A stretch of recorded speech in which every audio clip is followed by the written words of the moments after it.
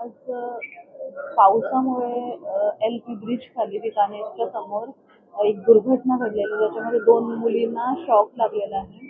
एम-एस-सी-बीच्या निष्काळजीपणा म्हणू शकता आपण ह्याला, की वायर जे म्हणजे जॉइंट होतं ते ओपन झालं आणि पाण्यामध्ये त्या मुलींना कॉलेजवरून येताना शॉक लागला. त्यांना आता सध्या आपण ICU ठेवलेलं आहे आणि 24 तास त्यांना देखरेखीखाली ठेवावं लागेल.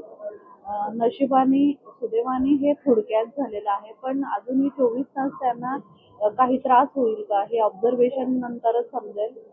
पण अशा पद्धतीच्या दुर्घटना खऱ्या अर्थाने व्हायला नाही पाहिजे.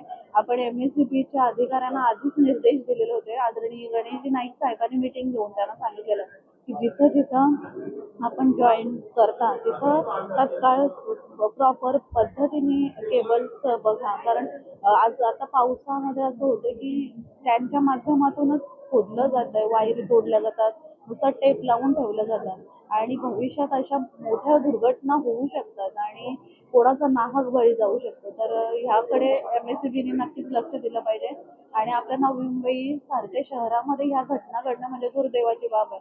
आज पूर्ण प्रशासन ह्या गोष्टीकडे लागलेलं आहे, की पावसाळ्यात पाण्याचा निचरा जास्तीत जास्त व्हावा, कोणाला ह्या पावसामुळे त्रास नको व्हायला.